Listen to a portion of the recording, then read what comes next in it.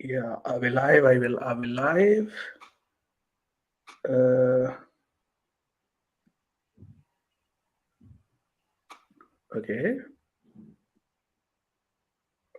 On my own, I cannot see if we are live. You are live. We are live? Mm.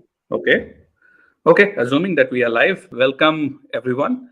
And thanks for joining in, especially when a cricket match is going on. And I think I have not been tracking. I'm not sure if India is batting or not or whatever. The match is going on. Still, you guys prefer to watch us. Okay, that's good. So big thanks for that. But we are not going to talk cricket. As you must be aware, we are going to talk about, three or four actually, to be precise, ground reports that Op India editor Nirwa Mehta did. And I am Rahul Roushan. I am the CEO of Op India. But here I would be not in a managerial role. I would be in conversation with our editor Nirwa Mehta, and we would talk about those ground reports, things that she could not put in the ground reports for whatever reasons. Maybe it didn't fit the flow of the story. I mean, it was not newsy enough. But how, what were her experiences, and what these things, whatever she covered, those four things that she covered, which I would introduce once Nirva is on screen. So Nirva, come on screen, tell hi to people, and then we start our conversation. Okay, so there you are. All right. Yeah. Hi, guys. Thank you for tuning in. And especially at a time when the cricket match is on, as Rahul said. And he already yelled at me for organizing it at a time when cricket match is on. So thank you Yeah. for saving my skin. Right. So, for those who might not be aware, Nirva, around 2 weeks back, right? Yes. Or more than that, she was in Surat and in Bharuch, which is another city, and both are cities in Gujarat, and they are not very far away from each other. Surat is around 100 kilometers, around 100 250. kilometers from Ahmedabad, which is the 250 biggest from city of the. Ahmedabad, 100 from Bharuch. Okay. So, and Ahmedabad, obviously, biggest city of Gujarat, not the capital of Gujarat, which is Gandhinagar technically. But okay, rejecting those useless information. So, Nirva went there after a lot of information about forced conversions and a ring of organized conversions. Those kind of news were had started coming in. If you remember, ATS, the anti-terror squad in UP, Nirva would correct me if I get my facts wrong, because she's the editor. She would be more hands-on with these facts. But to the best of my knowledge, as I can recall, the ATS in Uttar Pradesh, they had primarily caught a few guys. The name that was most in media was of one Muhammad Umar, I believe. So that guy was running a mass conversion racket, and some of those, as in Hindi they say tar jo jude hue the, some of those went to Gujarat as well. So I believe that's where Nirva also first discovered that, okay, this thing is going around. This mass conversion racket was not just happening in UP and around those areas. It was almost like a pan India kind of an event, and even in Gujarat it was happening. The same Gujarat which our liberals try to paint it as a, the worst that can happen to the minorities. It's actually, the laboratory of Hindutva and all kind of things that they have said about Gujarat. And here it was rather surprising and shocking that actually mass conversions were happening where Hindus were the victim. And not only mass conversions, when Nirva started digging in and she got some information, she got to know about, what we also know as love jihad thing. I mean, we at Top India don't precisely love the term love jihad, because it kind of, in a way, infantilizes the seriousness of the crime as well. It's more of a grooming crime. It's a targeting, a religious targeting, as well as sexual targeting of women. I mean, the entire country is up in arms about one app which religiously targets Muslim women, and just it targeted their pictures and all. And here, real women, their bodies, their lives, their experiences, their emotions are being targeted in what we know as grooming jihad or love jihad. Anyway, we might also use the term love jihad because that's what is widely used and understood. But we at OpIndia are not 100% comfortable, because it kind of infantilizes the seriousness of the crime. It's far much, serious than an app or anything else that you might have heard. So that was the background through which that led Nirwa to explore more. And before we start our conversation, I must tell you that Nirwa, the reason why I had La was a liberal, almost like me, not very far back. I think while she was studying and in her college days and all that. In fact, many of the so-called Sanghis were liberal at some point of the time, and then reality hits them and they become Sanghis. So Nirva also, I don't think, she would answer this question, but maybe the first thing I would ask Nirva is this only. Let's come to the mass conversion thing later. And actually, your first report of the 4-part series was about love jihad as well, or grooming jihad as we are calling. Did you, in those days, in your liberal days, or even maybe post 2014 recently, did you believe that love jihad existed, or just like right at the time when you were reporting these cases, right at the time when you were meeting these victims? I think in Guardian or somewhere they published a story calling love jihad a conspiracy theory. Basically something that doesn't exist, but it's a figment of imagination of the Hindutva groups. So were you also of similar belief? Did you also hold such kind of belief that maybe love jihad doesn't exist maybe a few years ago? I did. In fact, I still believe that love jihad doesn't exist in terms because if it is love, it cannot be jihad, and if it is jihad, it cannot be love. So, if there is any kind of coercion or there is conditional that marry me only if you convert to my faith, then it is, you don't have to change your character to if it is love, right? By any such conditions, or by deceit. There are, so I did not believe that these things would exist. I thought it was made up figment, and I think as we all grow up reading the newspapers, we think that the Bajrang Dal and they are just wild people who just want to create a ruckus, but it is not so. So a lot of perspectives changed in past few years since I started reading more. That I come from a place of privilege, considering that I have never come across any such situation where I was coerced into any such thing, or I was deceitfully taken into some such place, or neither any one of my close relatives, friend circle. But when I read more and more cases about the rural part of India where these things are probably more rampant, that's where I realized that maybe there is more to it than what meets the eye.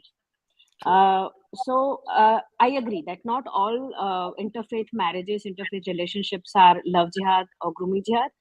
I do want to believe I'm a forever romantic, and I do want to believe that true love exists. And so I do think that those who are happy in their married lives, in interfaith relationships, I'm pretty sure good for them.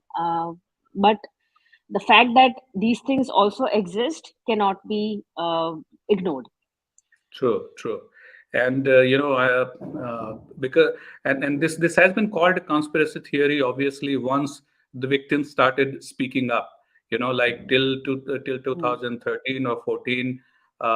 Even if the victims wanted to speak up, there was no outlet where their stories could be carried. I'm not saying that OpIndia is the only outlet that could carry, but some of the regional newspapers, for example, started carrying it.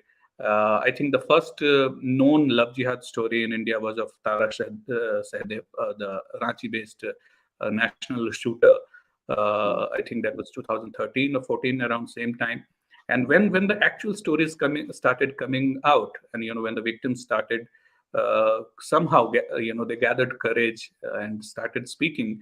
Then the entire, this liberal giro, they started working on a counter narrative that this doesn't exist.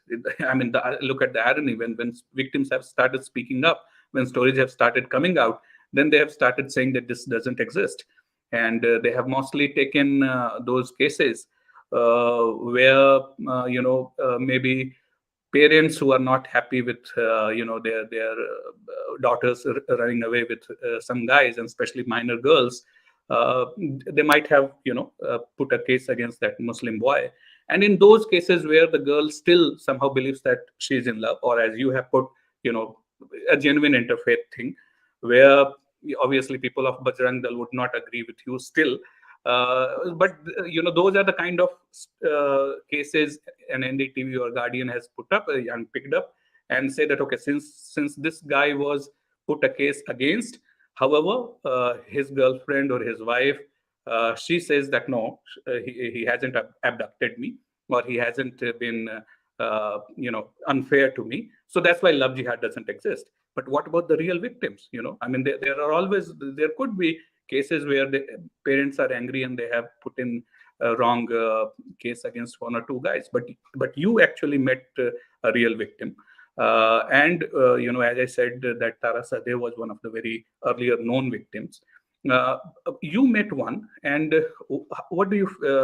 How was your experience? I mean, did you still have to convince her to say? I mean, was she not really comfortable talking about it? I mean, you have been a journalist even before OpIndia. You have talked to people. I mean, journalists don't find it too challenging to talk to people. It's what they do. But when you were talking to this victim, did you come across, did you sense that she had some inhibitions, maybe because her experience with earlier media people, that was not good? How did you read that? No, in fact, she was more than forthcoming to talk about it. A couple of reasons. I met her at an activist place, Girish Ahir, Right. in it's an industrial area called Sachin near Surat. He was the one, and he and his team who helped rescue her when they got to know that she was abducted. So she had also met the Surat police commissioner, the former police commissioner, and thanked him. So she was willing to speak about it, but not reveal her identity, which is very fair, and I respect her decision for that. But she did want to talk about, because she wanted to let people know that these things exist. Right. That she went through it. She was abducted. She tells me that when she returned, her sister would tell her that she would wake up reciting namaz in the morning, and she had no idea about it. Prior to that, at some point, she said that she was taken to a dargah, made to drink some water. And this has been a lot of cases. A lot of these activists I talked to over the course of my 5-day visit there, a lot of them told me the same thing, that a lot of these times the girls are taken to dargah, where they're made to the whole vashikaran thing and the black magic bit of it. So the first thing, when these activists rescue these girls, they make sure that the mother removes all the dhaga or taviz or anything they are made to wear. Okay. I tend to be very rational, and I don't want to believe in things like in superstitions and things that these things happen. But then when there is so much overwhelming evidence, so many people actually accepting that this is what had happened to them, you start wondering, maybe these things happen. Again, as I said, I come from a place of privilege, living in a city who has never met these things. So for me, it's very easy to dismiss all these things. But no, if that 17-year-old girl was abducted, at 17 I was preparing for my 12th board exams and wondering कि मैं कौन सी college में जाऊंगी, and not being abducted and being forced to convert my religion and made to wear a burqa in some very random village in Bihar. The girl was abducted from Surat, taken to Mm. Mumbai, Thane, and then to Bihar. Right. Kathiar, there was some village where she's like, it was such a mud house she was staying in. Right. So all these things, when you listen to, you start wondering, ki maybe, Mm-hmm. things are there. There is more to these things than what meets the eye. Right. But you could talk to one victim. You told me that there were many, but not all, could speak to you. So some inhibition still is there Yes, among the victims, right? yes. Yeah. Inhibitions, also the whole social stigma. Okay. What this girl also told me was that the, so after she was rescued, a Hmm. couple of days later, she wanted to run away, escape, and go back to the guy who had abducted her. Not Okay. out of love, but she felt that Hmm. if I do that, maybe people will stop, looking at me as if मेरे साथ ये हो गया है. Hmm. Hmm. uh, Hmm. Everyone around is looking down on her and thinking ki, "Acha, oh my god, look what happened to her." So Hmm. then that's when these activists, they put her in some another activist home where she Hmm. was given the warmth and told that things will be okay, Right. counseling. Then now after 5-6 years she is in a better space, better Hmm. mental health, so she was able to talk more openly about it. Right. Right. Right. Yeah, unfortunately, whenever such incidents come out, one of the frequent comments, even on Twitter that we see is a lack of empathy. That Yeah, in someone, when ladkiyon I ko samajh posted, kyun nahi aata. not just that, Hmm. I when I posted the video testimony of the girl, there is one fellow who comes and tells me that she's a paid Hindutva troll put up by Modi to Yeah, say yeah, these yeah. things. Those I'm like, Islamists and liberals, obviously, they are never going to believe. These women don't exist. But unfortunately, even among people on our that is, side, I agree. I did get right? a lot of Because comments that I have no sympathy for her, that she went with him. right, Um, right. Yeah, which is and where your activist. I'm just going to that Kavita Dubey, right? hmm, Uh, there is one very small sentence that she said. It's very important. It's very crucial and important to understand that she is saying about the victims that they need counseling, not our taunts. So I mean, indeed, right. So that and she is saying it after having seen literally dozens of cases, I believe. yes, yes, So right, absolutely. yeah. So this is where we need to, she is coming from a position of helping these girls and trying to understand them. So yeah, while it's pretty easy to say that it's been so many years now, we have known that such cases exist. The so-called love jihad cases exist. Why do girls still fall in these traps? We still need that empathy. I actually recall that movie Pinjar. You're right. I don't know you have seen it or not. No, It's no. based on a novel of Amrita Pritam. Amrita Pritam. Yeah, yeah. So that's also a story of a girl who was abducted by a Muslim guy during the partition times. So that guy is played by Manoj Vajpayee, and this girl is Urmila Matondkar.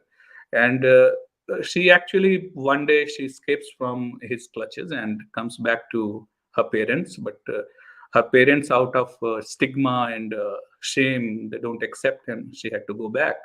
And so it's almost like what Kavita told you, the Right. activist. I mean, unfortunately, things have not changed ever since, whether those were the partition days or today.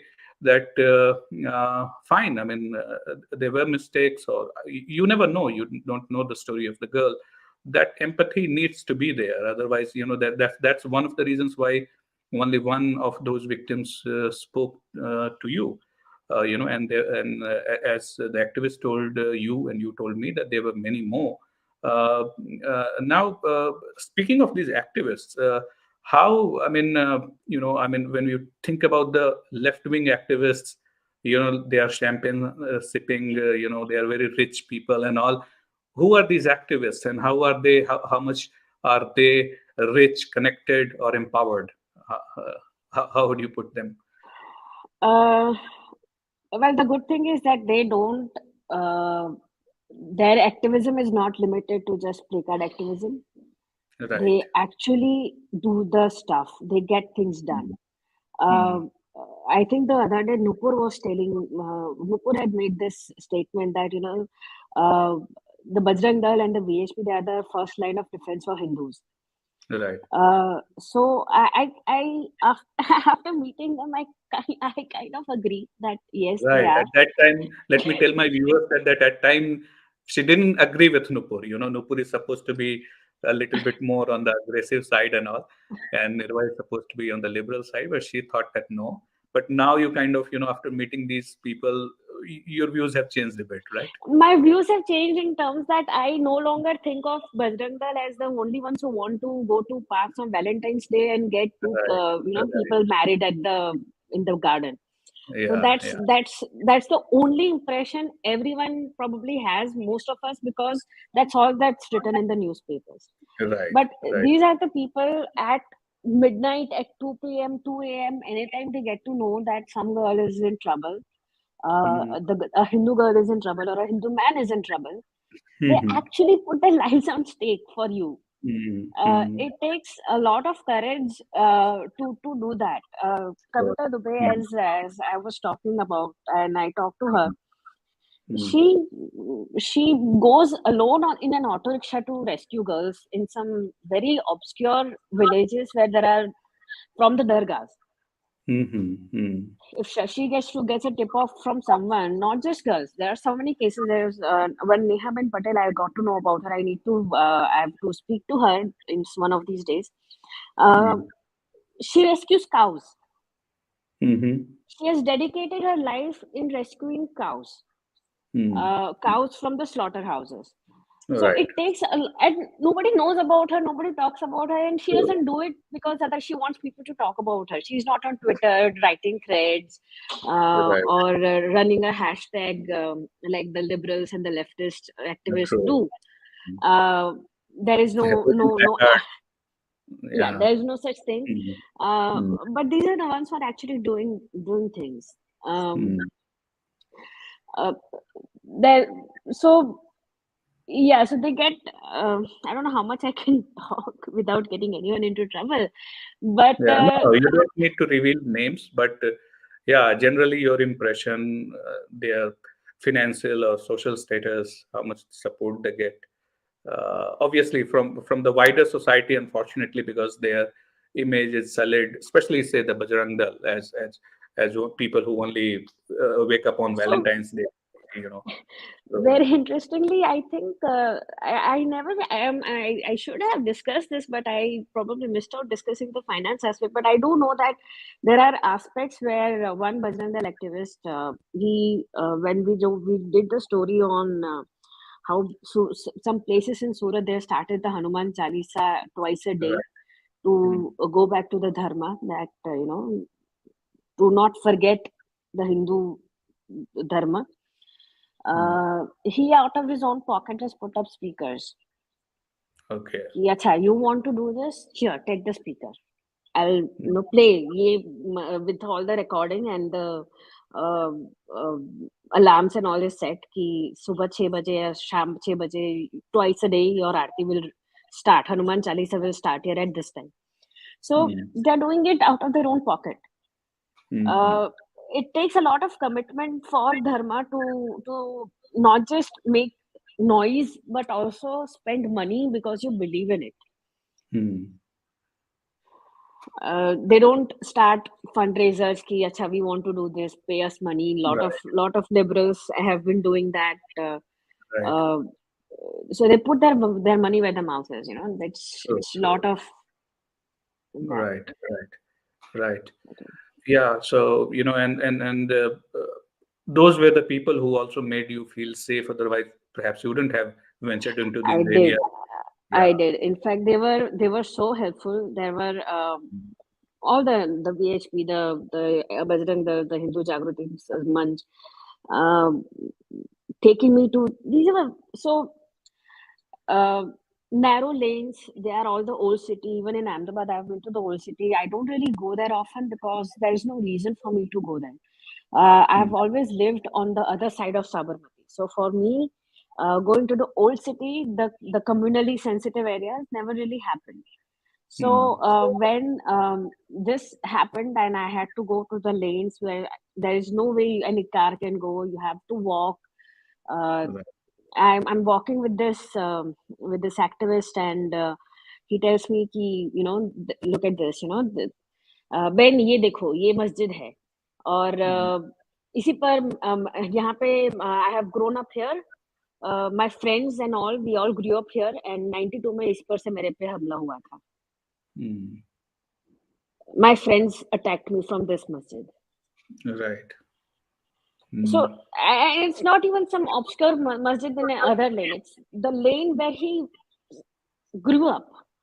Yeah. So Yeah. a lot of things. So and when I'm passing on the same lane, there is a temple here. The temple is there since 150 years. So obviously, and it was an entirely Hindu society. All these fadiyas, basically these are fadiya. Fadiya are it's a Gujarati term for Gujarat mein, in Ahmedabad and all, they are called por, fadiya. Por are the mohalla type of mohalla equivalent. In that, Okay. one lane or two lane would be a fadiya. Okay. So this was a fadiya in a mohalla. And in that lane, we are there, and the entire fadiyu was of Hindu families, and now somehow they exploit the Disturbed Areas Act provisions, and you can see that a Hindu person owns the house. He sells it to another Hindu person. Within 2 months, that Hindu person, the second Hindu person, sells it to a Muslim person. Yes, the Constitution of India does permit everyone the right to live everywhere they want to, but they also protect the safety. Right. So polarization, if there's a situation where arises where there could be polarization of communities, the administration will have to step in to make sure the communal harmony is maintained. Right. And And this is where there is an element of deception here. I mean, if somebody is selling, a Hindu is selling to a Hindu, I mean, that person and that entire neighborhood thinks that, okay, this is the new guy coming in, and within 2 months that person is selling it to a Muslim. I mean, forget about the religion for a while. So obviously the first buyer was a decoy being put up, by the ultimate buyer. So it's almost like those love jihad cases, like that Abdul is introducing himself as Amit, and here there is actual real Amit, who is buying the property and then selling it to Abdul. So that element of deception is common, whether it's the grooming jihad cases or the, when we reach go into your other two stories, and one story today also you filed about this, what can be called the land jihad thing. Again, you have, the final buyer has kind of hidden his identity by putting up a decoy who is a Hindu, and that guy buys, and then from that person this guy buys the thing. And you had specially mentioned two areas in your final, I mean, we have jumped to the third article. Yeah. So they were in Bharuch, right? There was one Soni Faria Faria in Bharuch and Yeah. Gopipura in Surat. Right. So most of the sales had happened this way only, like it went to a Hindu and then in Soni Faria, most of these happened in similar way. Okay, so there was an element of deception. Yes, in yes. some cases, obviously, it could be a case of Hindus or Jains being short-sighted and being driven by a large amount of money that's coming to them, and that's why they sold off without taking their neighborhood into consideration. And obviously, when we are talking it, we would all be branded communal. That why should anyone not be free to buy property and all that? But okay, we are talking real people, real problems here. and and these are the problems which even legally, especially in Gujarat, are recognized. For those who don't know, there is a Disturbed Areas Act, that has been explained by Nirwa in her reports. It was initially for Ahmedabad region because of frequent riots. Yeah, 2002 were not the only riots. Because of frequent riots that Ahmedabad had to witness, this law, Disturbed Areas Act, way before 2002 even happened. 95, I think, if I'm not wrong. Right. Yeah, and now it's all over Gujarat, right? It has become a state level law, but obviously it doesn't automatically get kicked in. That's how Nirva's reports also explores. So people are, you have written that people are unhappy that these things are happening. The Disturbed Areas Act is there, but still there is no legal or constitutional recourse to their problems. See, one thing that there was another report we did sometime last year. Mm-hmm. It was in Surat only, when Rehan Heights buildings were there. Mm-hmm. Speaking of deceit, so what they had done was, it was the land. So it was in, I think, that area was falling under the Disturbed Areas Act. Okay, Right. so what they do is, what they did Maybe was, we can, in short, you can even explain what is Disturbed Areas Act for those who might not have read and just watching it. Okay, so Disturbed Areas Act is that the collector of the district, he has one of his primary responsibilities to make sure that there is communal harmony and peace in the district.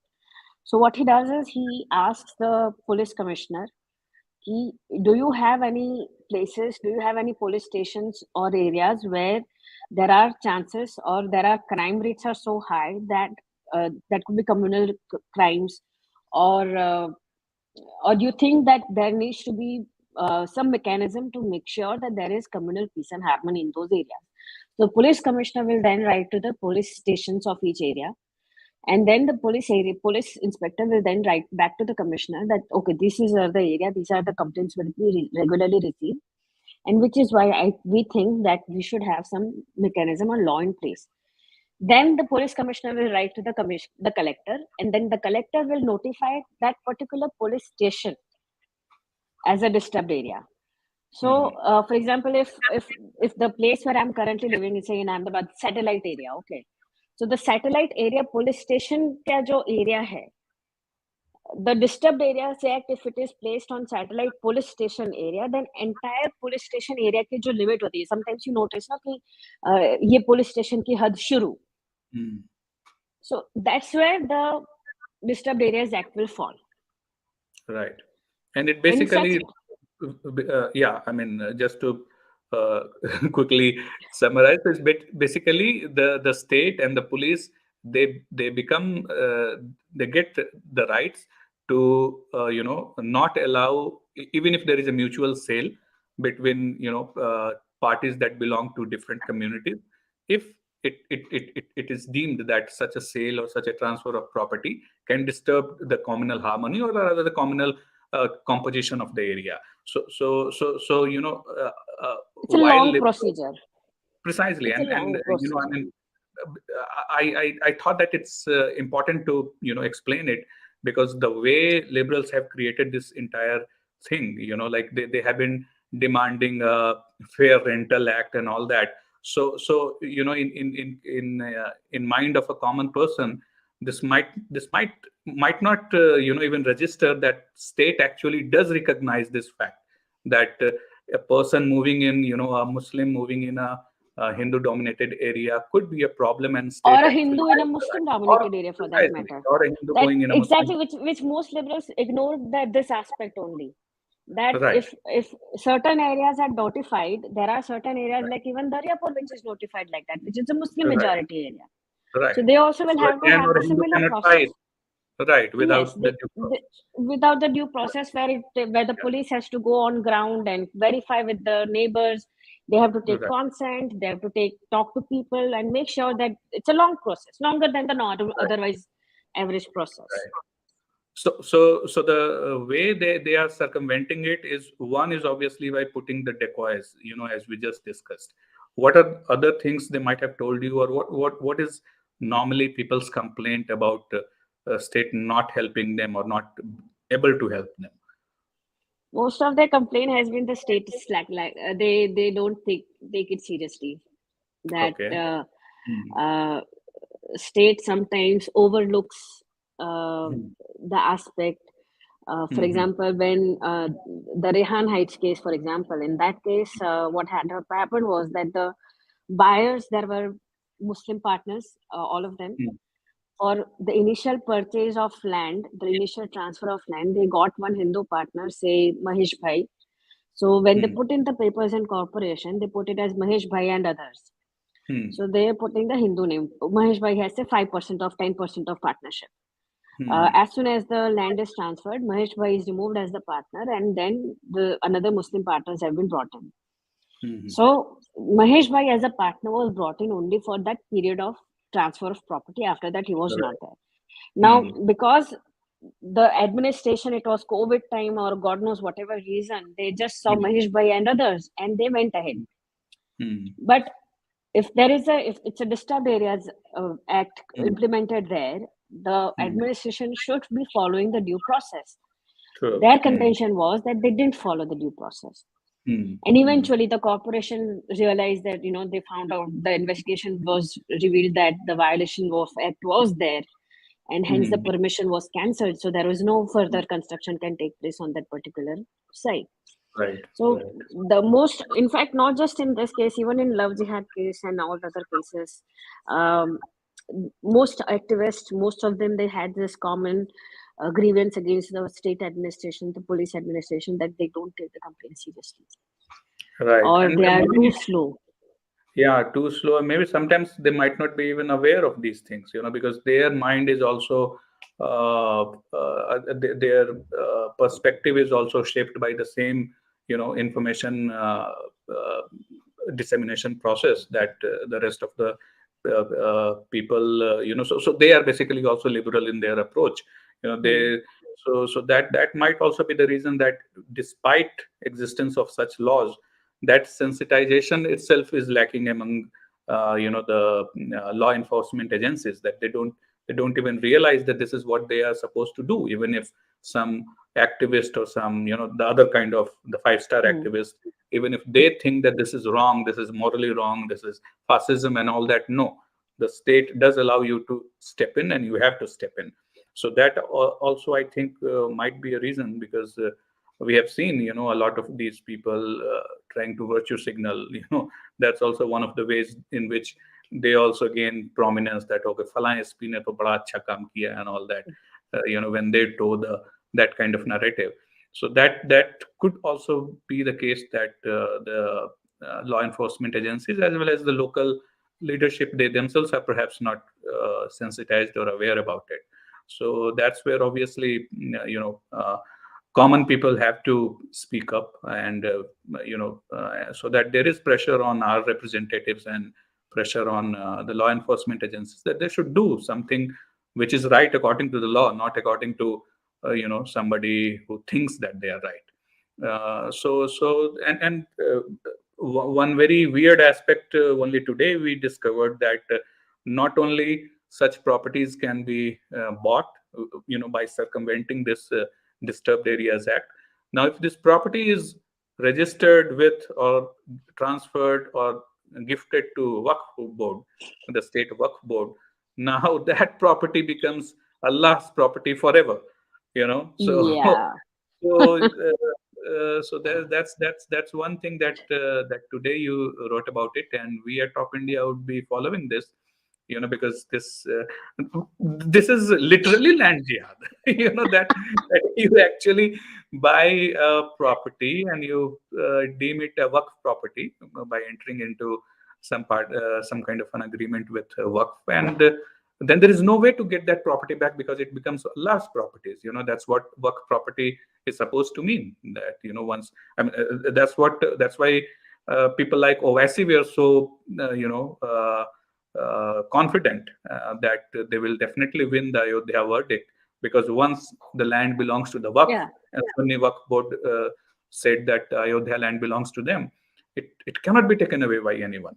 And that's why every intellectual criticizes SC verdict that no, Sunni Waqf board का ही उस पे वो होना चाहिए था, मालिकाना हक होना चाहिए था according to the law, and the law is कि forever that land becomes a waqf property. So we discovered that Nirwa had reported that we would be following this. I mean, we would be talking to lawyers. We would be talking. We will be seeing if there are more such cases, such things. So you had talked about love jihad and this land jihad, which circumvents the the Disturbed Areas Act. You also talked about dargahs and all that, how they, even though in popular parlance, in popular imagination, those are supposed to be a communal, Ganga Jamuna harmony. Oh yes, of course. but they could actually be being used by these people to target women and especially women, especially about love jihad. You were told that those places are used. In fact, one of the activists told you that these people, these young boys, they get money to make themselves attractive and all that. So it's like what news channels or TV channels give their anchors to become attractive and do their job. So that's how these guys are being done. By the way, one of my liberal friends who later blocked me on Twitter, he actually expressed, when you remember these Faizu guys and all that were becoming very popular on Yeah, YouTube. TikTok, TikTok. yes. Yeah. So that guy, not a Sanghi, by the way, who now obviously he has blocked me. He said कि यार इन लोगों के पास इतना पैसा कहाँ से आ जाता है, ये इतने अच्छे अच्छे बढ़िया कपड़े पहनते हैं और स्मार्ट बन मेरे के. पास लिस्ट है दरगाह की. I can give him the list. कौन सी दरगाह they provide funding. So he also thought that ये जो मुंबई में 3 4 5 ये फैजू गैंग है, इनको भी कहीं से पैसा आता है to and most of their TikTok videos were about how Islam is best and how you look the best. The girls look best when they wear hijab and all that. So even he thought that these guys might be getting money, especially to do that, to look attractive, to create these polished TikTok videos. And exactly what my liberal friend who has now blocked me, the same thing is being told to you by the activists and some of the Bajrang Dal people, that they actually get money to do these things, right? So what I mean, my liberal friend, obviously now I cannot go back to him and ask him why he thought like that. But when these people told you, did you ask them that why? I mean, did they have any proof? Why did they feel that there is money coming in for these people? Proof mein to they said that they themselves have attended these sessions where Right. they're grooming. Yeah. They so very very basic logical argument is that a lot of these times one of the main, so that there are the two types of targets. One is that the girl is financially very stable and educated, and they then target them. The other is the economically weaker section of the society, the Dalits, because of the new unity that everyone is talking about. Yeah. Financially weaker section and also economically very weak. So what happens is in these industrial areas and in these remote areas or in the very population dense areas, while alcohol is banned in Gujarat since there's a prohibition, there are still ways people find ways to get alcohol. And alcoholism in the lower strata economy of the society is very high. So what happens is that they told me that these girls from very poor families, they have grown up seeing their father being abusive towards the mother, towards themselves in drunken state and all, snatching money and everything. So when these girls, when they attain the age of say 15, 16, they start working already while studying. Some are not studying. And there are these guys who barely make 2,000, 3,000 a month themselves, but but they still ride a bullet or a fancy bike, and they have petrol. Even everyone, average middle class on Twitter is whining about petrol prices, but these guys have the money for the petrol and for their bullets. Then they have this hydrogen peroxide hair, all mohawk style and all. So they are very well groomed guys. And then they tell that hamare mein, alcohol is haram. So the girl believes, a girl knows that, she has seen that there is this alcohol is extreme evil. And here is a man who's giving me attention, who's giving me money sometimes, Right. occasionally, buying me an expensive phone. And he's also believes that alcohol is bad. So maybe he's a Right. good guy. True. So this is what happens. So what? For the poor girls, this is how they trap. For the one of the primary modus operandi. Right. For educated women, what I was told was that uh, they tell them that they are educated girls and all, and the guy is also not that bad, but he's very presentable fellow. So what they would do is that they would make sure that they convince the girl that there won't be any conversion. You can follow your faith even after marriage. So they get married Right. under the Special Marriage Act. Right. Except within a couple of months itself, from Special Marriage Act, they are like, "Acha, why don't you now change your name, change your faith? Let's do a nikah." So it won't be a direct question of changing your faith, but let's also do a nikah. And nikah is valid only if both the people are Muslims. Muslims. Yeah. Yeah. So, but that's when that's when the girl has to convert. And she has already lived with the guy. She's madly in love. She's like, "Acha, he agreed to my Special Marriage Act. So why can't I do this also for him?" Right. So, okay. So then she converts, and now she's neither. So after a couple of months, years, she has children, and then the guy abandons her sometimes. Or so in that case, the Muslim Personal Law Board or that doesn't help as such, because it doesn't really favor the wife as such Yeah. because of various reasons, Right. and neither does the regular Constitution of India, the Yeah. other laws, Right. because now the Muslim Personal Law Board is Right. more valid That for becomes her. the right. Yeah. Yeah. And that's where the girls are left midway. They don't know what to do with their lives anymore. Right. That was Right. one of the major thing. That's what most of them told me, that this is where they they're suffering. Right. Right. And that's what they also said, that that is why the Special Marriage Act, it should there no it shouldn't be abolished or anything, but there should be some amendment, Right. something that makes sure that the girls who are getting married are not deceived. Right. Yeah. Or a lot of these times they elope and get married under the Special Mm. Marriage Act, and usually these are the cases which eventually go SAR, the elopement cases. So in such cases, maybe there should be some provision that a blood relative of both the parties should be around, at least one of them, Right. that they're aware. Right. Another thing that I got to know was a lot of these times it's very difficult to trace the criminal, the guy who does these things, because their proof of address is their rental agreement, and there are ways to get uh, Right.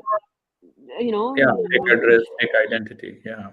Especially yeah, fake and agreement. Yeah. Fake rent agreement किसी के भी नाम पे है, कुछ भी है, but there is no way to trace them. So they get Right. married, they do this, and they run away. Mm.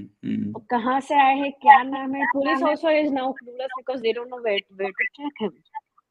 Right. Right. Yeah. So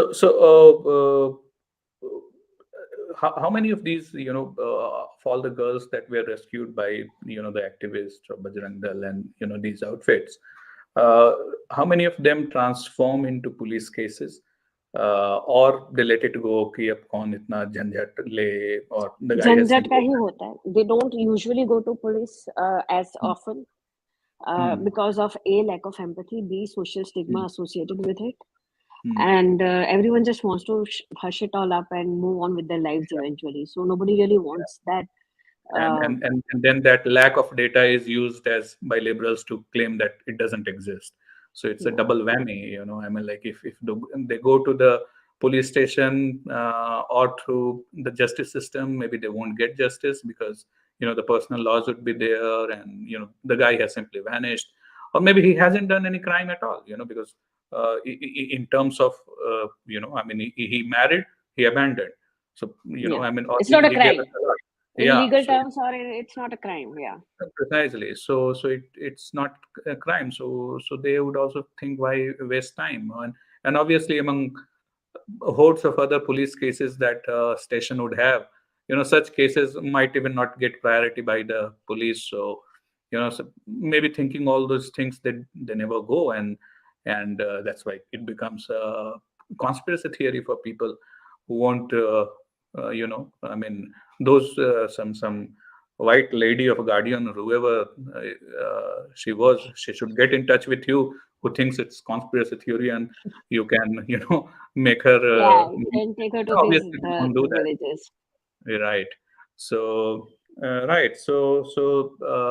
And yeah, I mean, this is this whole idea of grooming jihad and all that. It's basically conversion. I mean, it's in some cases, obviously it could be just to take revenge. It's like how to put it. It's like you women are, unfortunately, I mean, I'm now using a liberal phrase, but in a deeply patriarchal society, if you just destroy their women, even if you leave them emotionally broken, you have created some kind of victory. So that kind of a patriarchal mindset obviously could be there, even if you don't actually convert someone. But yeah, at the end of the day, it's about conversion, which leads to your bigger the story from where it began about the mass conversion.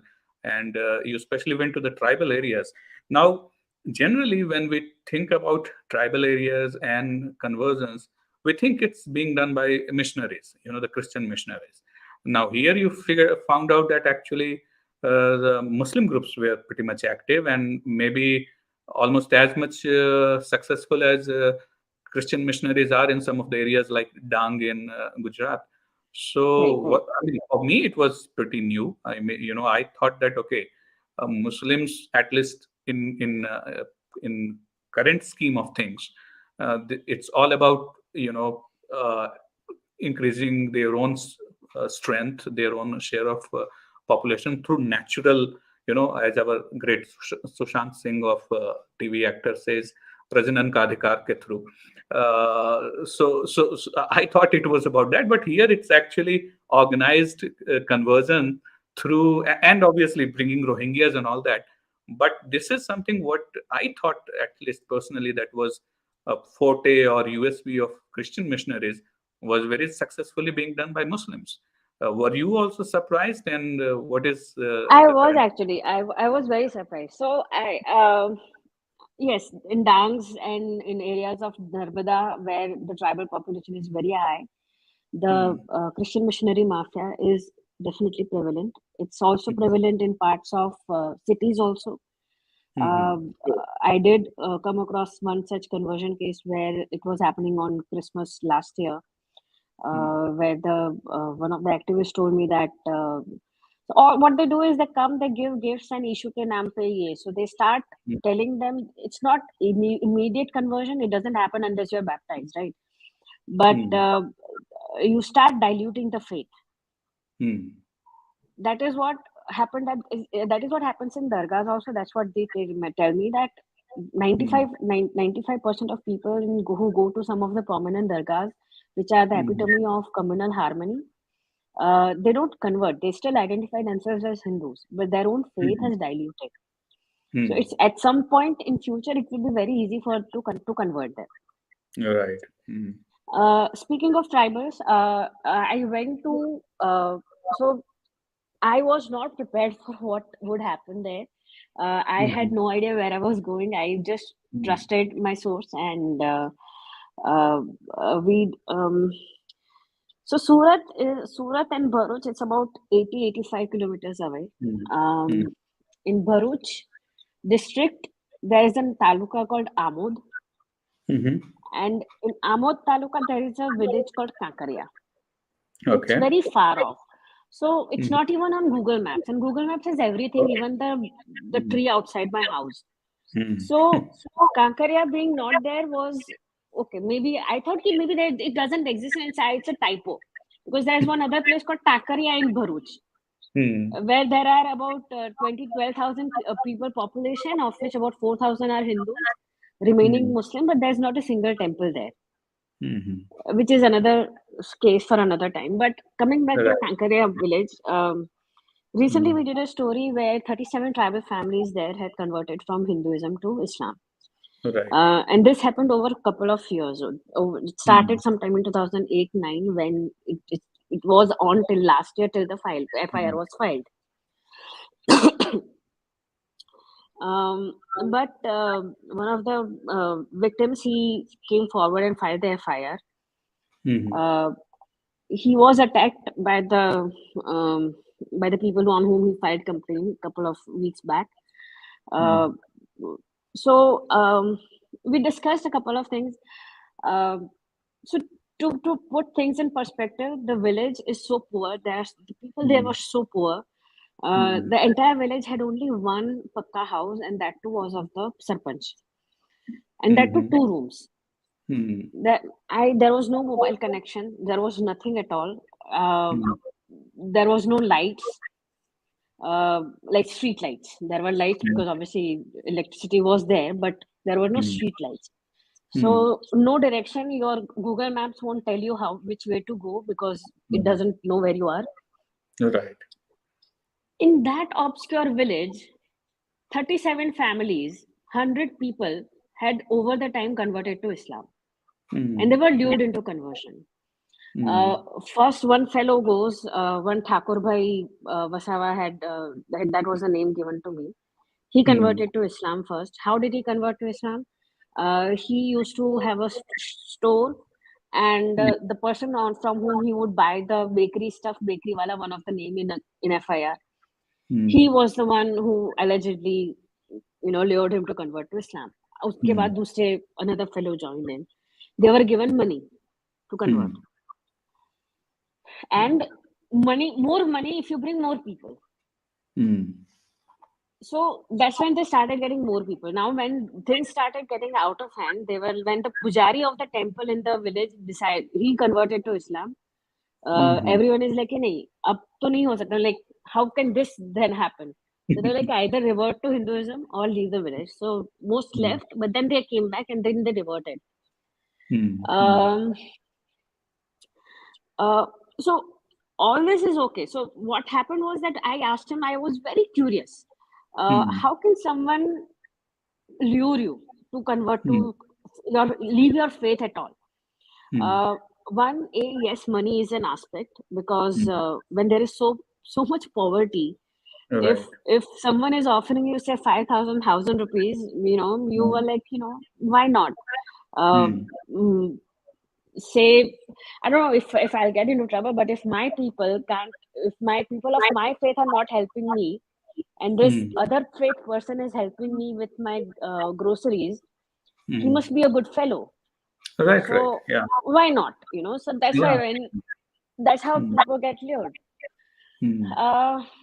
Other thing was that after all these money and better job prospects, such as you get a good wife to marry, they also got some woman from Malegaon to marry one of these guys. The woman then eventually ran away.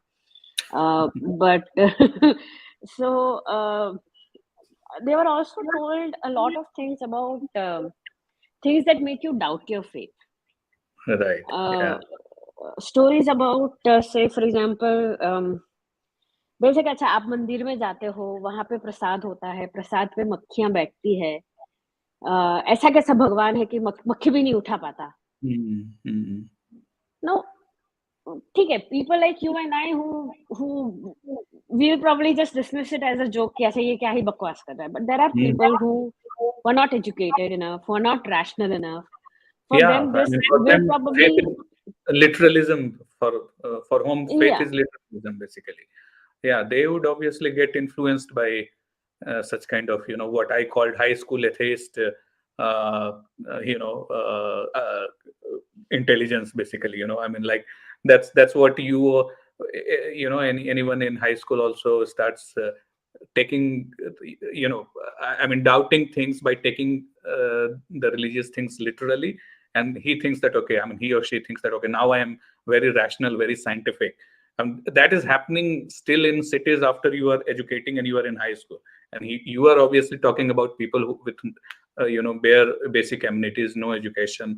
So obviously for them it might be very that sahi bol raha hai. It's very logical thing. So that's true. I Yeah. mean, that's something. The very story. So the very interesting story that we have all grown up listening to. For example, the whole Ma Parvati and Ganpati and Lord Shiva story. कि पार्वती माँ नहाने बैठी थी और गणपति बाहर. How did he get the elephant's head?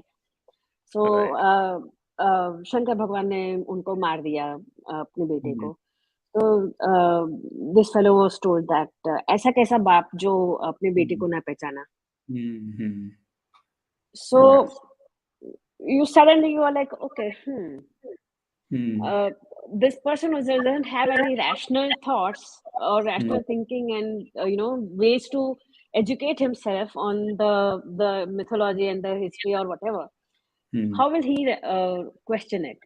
And then he was told कि अच्छा भगवान है तो अपने बेटे को ही जिंदा क्यों नहीं कर दिया वापस? Why did he kill the innocent elephant also? So, see, 2 minutes के लिए anyone would probably wonder कि अच्छा ये क्या है? I wanted to look up Google and see कि अच्छा what was the actual story, because I remembered it, but not in this much details कि अच्छा what exactly was the logic behind this. So it's very easy to make them feel कि अच्छा your Hinduism जैसा कुछ होता नहीं है, ये हराम है, there is only one God, इतने सारे भगवान कैसे हो सकते हैं? How can there be so many people you can worship? You can only worship one person. Like you have only one father, you have one mother. That God can only be only one. Yeah. Such things. Yeah, it's common between. That's how missionaries also preach, and obviously Islam being an Abrahamic religion, and they also would use the same trick. So that's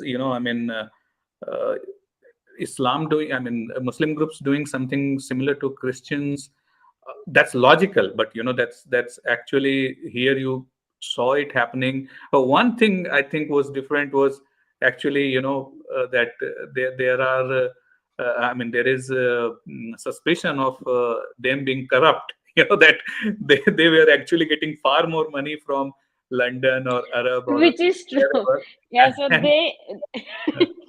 so they were getting funding for this conversion. So first of all, long live corruption. What nahi hue. Yeah, which is what triggered the FIR also, which is what made this person suspicious of these people. कि कुछ तो गड़बड़ है कि इतने पैसे मंगवाते हैं, तो why do we get only this much money? So they're like lakh rupees per person they'll call and they'll pass on only 1,000 rupees. Baki ke money where it goes nobody knows. So all this was happening, and very interestingly, one of the persons named in this entire thing is one Abdul Fifdawala, who's uske against I think one of the red corner notices also probably there's process on for getting that issued against him as well. He's currently in London. He's from Nabipur in Bharuch itself, near Amod Taluka. Fifdawala was also of that Umar Gautam guy, or yeah, so he had met Umar Gautam as well years ago. Fifdawala was accused of giving, and this is not about now, about a couple of years back. There are mainstream media reports on it, that he was accused of giving inflammatory speeches against the 2002 riots, which also reminds me, one of the things told to the people who were converted was that in the Godhra carnage, where 59 car sevaks were burnt alive, they were told that the people who were killed or burnt alive in the train were actually Muslims. And that it was Modi and Amit Shah who got them killed, and then they got more people to kill. More Muslims were killed because of that. So they completely dismissed the whole idea that the Hindus were killed in the carnage. Yeah, this JNU on acid. Inventing. I have heard so many stories, conspiracy theories that आग अंदर से लगी थी and आग लगी ही नहीं थी. But that Muslims were killed in that carnage is a completely new story for me. Yeah. Right. So Fiftawala's associate was Salahuddin Sheikh. He was a trustee of AFMI, which was another trust. I forgot the full name, but AFMI is uska FCRA license was cancelled in Right. December this year.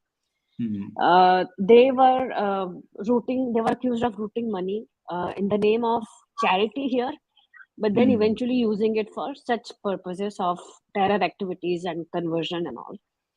Salahuddin Sheikh is currently accused in the UP conversion racket with Umar Gautam. And if I'm not wrong, he's also in custody along with Umar Gautam. Okay. Yeah. These guys would have been otherwise delivering lectures. So at least that one thing, among many people on the right, there is this anger that not enough is being done. But when you look at these instances, that so much of thing was happening below radar. Just talk about. Literally, that area is below radar. Even Google doesn't know about it. And imagine going to this obscure village to convert these people, and so obviously this is a scam of money making business. Not that I'm pretty sure they had other ideas as well, but one of the primary reasons to get them converted was making money out of them. The person also told me that they were asked to, or rather encouraged to take up jihad. That they're expendable, why? Why not? So might as well blow yourself up. Right. So good that many of these people, unfortunately in the love jihad cases, the victims they don't opt to come out. In fact, that's also one article that you wrote, that why victims don't speak up. But at least in this case, in this Fefrawala thing, he is a fugitive. The Umar Gautam guy is in custody, and the Salahuddin or whoever you told, he is in custody. So at least things are not so bad. Things are moving. The FCRA license is cancelled. So all these things which were below radar. And I think that Umar Gautam, or somewhere he was a guest speaker somewhere in one of the I think a joint event organized by one of the universities in Middle East and all that. So these things they are all inspired from Zakir Naik also. Salahuddin Sheikh also heavily inspired from Zakir Naik. Yeah, Zakir Naik himself was actually a mainstream figure. Congress having donated to his organization. He is sharing stage with Shah Rukh Khan and all. So things have changed. Why I'm saying is because this is one of a common grouse of many people on the Hindutva side, that the government has not done a lot. Now, I'm not speaking on behalf of government, although, in some sense I am. But I want to ask you that, when you met these activists, these Bajrang Dal people, did they also share such kind of resentment against, especially Modi, or how was their, if at all that conversation took place? How do they look at Modi? They still think that Modi needs more support and a couple of years more to do more. Okay, that's what they think. That's what they think. Okay. As Chief Minister of Gujarat, he did manage to do a lot of things, but then Gujarat is a small state, and you're still in control because you're the Chief Minister. But in a federal, in a country like India, where other states are not BJP ruled and they're opposition ruled states, and you're the Prime Minister of the country and not a Chief Minister of a state, you can't take a lot of decisions which you would want to. Okay. There is a divided verdict on the state administration. Okay. Some people think that the current and the previous home ministers of state, like Harsh Sanghvi and all, some people believe that he's doing well and he's doing good in terms of managing the love jihad cases. Others feel that not doing enough. Okay. Which one feels that there is still could be more that could be done. True. Okay. Or maybe it is being done, but people don't know because they don't talk about it for whatever reason.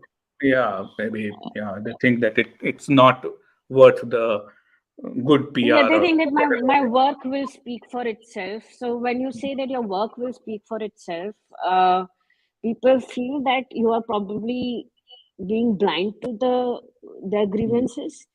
Uh, mm, there are people, if, for example, if someone is tagging you on Twitter, mm, saying कि ये grievances है, please, look into it. You are the mm, state chief minister or whatever. mm. Um, if you look at the chief minister of other states, say for example, okay, let's not give examples, but they would probably jump to the to action and at least tweet ki acha, I'll look into it or Right. note it or do whatever. Yeah. They don't do it, which makes Mm, one wonder that why not. mhm, mm, mm, Make us feel a little more safe that you're listening to us. We put you there mm, to mm, listen to us. mm. So that bit of resentment is there in a lot of people, but they also feel that there is no other alternative because the other options are even more terrifying. Right. That at least these people acknowledge that these things Mm. exist. The other side doesn't even acknowledge that these things exist. Yeah, yeah. I mean, we started with that thing that they have been insisting, writing reports, writing thesis that love jihad is a conspiracy theory and it doesn't exist. So right. So yeah, so I think overall pretty enriching experience for you as well, for me as well, and I hope people who have listened to this conversation for over 71 minutes now. 71 से याद आया विराट की 71 century पता नहीं हुई या नहीं हुई हम लोग इतनी देर से बात कर रहे हैं तो so on that note we would kind of move towards end. Are there any questions that we can take? I mean, here I am the host, but unfortunately, it's technically Nirva is the host. So, so she will have to see if there are some questions we uh, might want to answer, or if you guys are there. I mean, obviously you are there. I can see in another window. You can write the question, or if we can uh, take a few questions and then close it. maybe if you can check your Twitter feed if anyone has put up any question. I'm just Twitter. checking the. Okay. Okay, one Surat Singh is very, very angry and he's telling me that I have converted and there is a more pitch behind me that because there is a dargah right behind me. Everyone has a sense of humor on point. Yeah. Um, Okay, I might Twitter. One problem with me on Twitter is that I am wired to not look at mentions, and I have so much of strict filters that many of the mentions don't even appear. I mean, those who are listening, it's not because I'm snobbish or anything, but unfortunately, that's how I started using Twitter. I mean, those who might know a little bit about me, I started that faking news. So I have mostly used Twitter as one-way communication. So so there aren't many that I can see. Uh, okay, Nisha is asking if local authorities have taken any action in this case. They have taken actions in a couple of cases. mhm, There is action that is being taken in the mass conversion case in Bharuch. FIRs have been filed. Some mhm, arrests have been made. Uh, some absconding notices have been issued because some of these people, like Fifth Hawala, is um, he's in London from what we know last. So mhm. to get him arrested is going to be a little difficult as of this moment. But yeah, things are in place. Like FCRA license was cancelled. Probe is on. So hopefully we'll get to know more on this soon. Right. Yeah. Yeah. So there are a couple of super chat stickers, but weirdly they haven't asked anything. People love us so much that they give us money, but they don't ask anything. so so that's okay. What other kinds of jihad are there beside love J and land J? Okay, this is Tejas. I'm sure is how it's written over there. Uh, okay, I mean this You obviously. please answer this better. No, I mean, as such, jihad can be. I mean, there is no technical categorization, or even it not in hadith or Quran. It's not written that there are these many categories of jihad. Jihad basically literally means holy war, but it has been interpreted in various ways by various people. By war we usually understand that, okay, I mean, there are two armies and there is bloodshed and they are fighting. But Muslim, the so-called liberal Muslim, intellectuals themselves, they have interpreted jihad as not a physical war, but a war that could be fought in a different way as well. So now they have done it to kind of give a excuse. The moderate Muslims have done it to kind of give excuse that jihad is not a bad word. But that also means that jihad can also be done in ways which are not exactly violent, which doesn't exactly mean warfare, or which doesn't exactly mean physical, clashes. And that's where, and that's exactly what the Hindu right wing is also saying. That precisely, this is not where bloodshed is happening. This is not where actual war is taking place, but it is being done in ways in which is the motive, or say the final objective of Islam is being furthered. And what is the objective of Islam? It's to convert everyone. I mean, this is not something any Muslim can deny.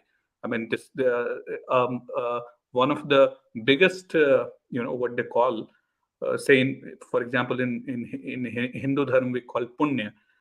So one of the biggest punya that Muslim can do is to convert someone. Dawat dena, dawa, how they use it. So to convince someone to change their religion and to come to Islam is one of the biggest thing, rewarding thing that a Muslim can do, and he is assured of Jannat. And Islamic life is all about having, getting Jannat after you die. So that is jihad, where you do things where you convert people, make them Muslim, or you further that the objectives of Islam, which is to gain, one of the other objectives of Islam is that entire world should be under Islamic jurisprudence, because it's Darul Harb and Darul Islam. That's how they divide the world into two parts. That one part where Islamic jurisprudence is there, which is Darul Islam, which literally means the land of peace, and where it's not, it's land of conflict, Darul Harb. So to spread peace over entire world is also jihad. That every area, every little area should come under Islamic jurisprudence, and that's how peace prevails. It becomes Darul Islam. So that's what exactly land jihad does. So love jihad converts people. Land jihad increases the influence, the sphere of influence of Islam. So that's why Hindu right wing has been calling it a kind of jihad, love jihad or land jihad, because it furthers the objectives of Islam. So in that sense, obviously, anything that furthers the objective of Islam can be called jihad, and this is what moderate Muslims do. That you become good Muslim, you do nice roza and all that. That's also jihad. It's something Muslims themselves say, right? That jihad is internal struggle to purify yourself. So basically, to become better and better Muslim, or to increase the sphere of influence of jihad. तो वही तो Hindu right wing भी कह रहा है. So now I won't really go. वो तो कुछ भी कर सकते हैं. एंटरटेनमेंट जिहाद आप कह दो, लैंड जिहाद कह दो, लव जिहाद कह दो, एजुकेशन जिहाद कह दो, एक्टिविज्म जिहाद कह दो. अब हम नाम भले ही क्वाइन कर सकते हैं, but at the end of the day, it's a set of activities where the primary objective is to further the strength and influence of Islam, either through conversion or through bringing more and more area under Darul Islam. That's how I would define a jihad, a modern jihad. और उसमें अब आप उसमें कुछ भी adjective लगा दो, love लगा दो, land लगा दो. It all depends on various types of cases. So to various types of jihad होता जाएगा. So hopefully I have answered. Yeah. Do Saudi still fund these? Channel बंद करवा दो कि रुक जाओ. अरे मुझे तो नहीं लगता है मैंने ऐसा कुछ बोला. मैंने तो और जो मॉडरेट मुस्लिम्स हैं उन्हीं की बात को मैंने कहा, उन्हीं से हम अग्री करते हैं. So that's it is. Can we push narrative that Islam and Christianity are belief-driven religions and not real in compared to Hinduism? The root cause of this conflict is belief versus knowledge. हाँ, well ये थोड़ा theology है, realm में चला जाता है. अभी उस पे तो एक अलग से चैट ही हो जाएगी. बट आई प्राइमरली ये है Subramanian Koduvayur. I'm sorry if I didn't get the pronunciation completely on dot. But in essence, in principle, I agree that we do need to spread this information that how Hinduism or our religion or Indic religions, how they are very fundamentally different from, say, Islam and Christianity, which mostly we talk about Abrahamic religion. In fact, one very simple but very effective way of explaining how there is basic difference between these two religions and people who follow these religions has been explained by an author. I'm not sure how many of you know, but you should know. He was basically mentor of Sitaram Goyal. Sitaram Goyal को तो अधिकतर लोग जानते होंगे. उनका नाम था राम स्वरूप. तो राम स्वरूप ने जी ने एक बड़ा अच्छे से एग्जाम्पल दिया था. उन्होंने कहा था, एग्जाम्पल में उन्होंने यूज किया था God and the neighbour. So he said that there are two ways of looking at your neighbor and the God. So you have a neighbor and he has his own God. Okay. Now the Indic belief, Hindu religion way of looking at the God and the neighbor is that the Hindu will look at the neighbor and he or she will see that, okay, this neighbor subah subah uthta hai and he does nice things. He helps a old lady cross the road. He does all those nice things and then he comes back and he doesn't, kind of creates more nuisance. So he's a good person. So his or her God also must be good. So Hindu way of looking at a God is through the bhakt, through the neighbor. So neighbor is good. That's why the God is good. So we are more accepting of the God.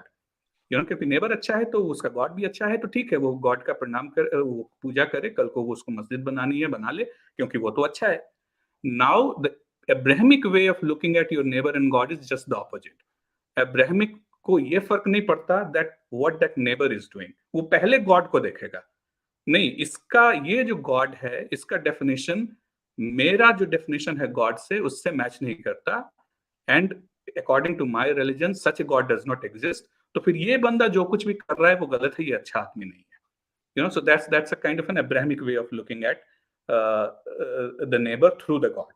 So we look at neighbor's God through neighbor, and Abrahamic way of looking is at neighbor is through the God.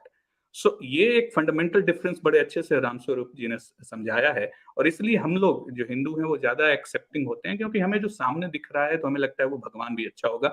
वहां लेकिन उल्टा है, और ये उन्होंने खुद ही कहा है. अभी जाकिर नायक नहीं कहा था कि ये रवीश कुमार जैसे लोग ठीक है, ये काम अच्छा तो करते हैं, लेकिन इनको जन्नत में जगह नहीं मिलेगी.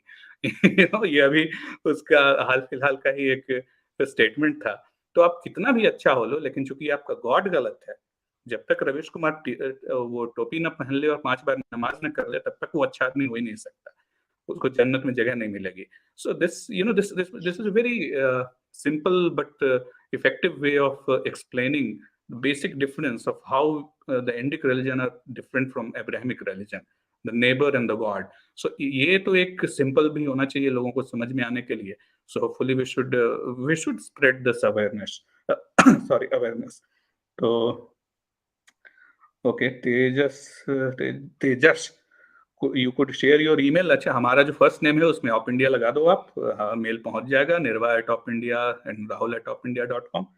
So ये है. Now there is, do Saudis still fund these given their own internal changes, or the money comes from Kuwait, Qatar and else? Yeah, that's something you could take, Nirva. I mean, what were the sources of funds? I mean, your reports points the fingers towards London. That's a headline also. Yes. London. Yeah.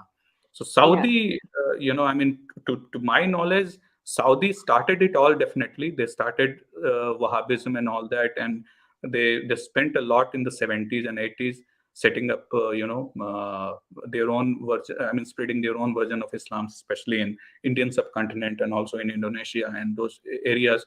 Recently, even I don't think. I mean, आजकल तो नया मुसलमान ज्यादा प्याज खाता है वाली बात हो गई है. तो टर्की और ये अपना इमरान खान, ये लोग अपने आप को ज्यादा प्योर समझते हैं, और मोहम्मद बिन सलमान को तो यहूदी का बेटा बता दिया. ये कोई इंडिया का ही कोई भी मौलाना. I'm not sure. Right now, as we talk, Saudi is funding most of these. But yeah, over to you, Nirva. A couple of things came out. One was, yes, London. London also has a lot of Pakistani population. Uh, so that is one thing. Another thing was that lot of funding gets routed through Dubai, which also which works as a stopgap for funding from Pakistan also.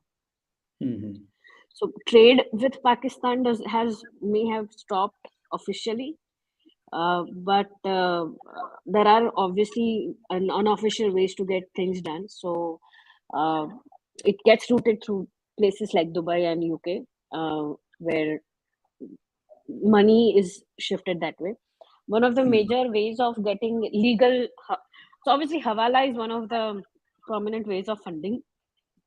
The traditional Hawala system की note पे number है वो code लिख दिया, the way it has been popularized in movies. But now things are such that legal ways also of Hawala happen, which is over invoicing. So I got to know that Surat is one of the major hubs for such frauds, where say a diamond from Surat, because a lot of these trading hubs, Surat is trading hub for textile as well as diamonds. So what happens is that these people will say a diamond worth 100 rupees. I'm selling it to Dubai, some partner in Dubai. I'll raise an invoice of say 1 lakh rupees. So 1 lakh rupees, that fellow will I'll sell the diamond as well, because obviously I'm trading. I'm not being completely criminal in it. So I'll send the diamond. That person in Dubai will pay my money in bank, 1 lakh rupees. That 1 lakh rupees gets transferred immediately in my account. Then what I'll do is I'll pay the taxes on it, the GST and all the taxes that are needed to be paid on it, and the remaining money is mine.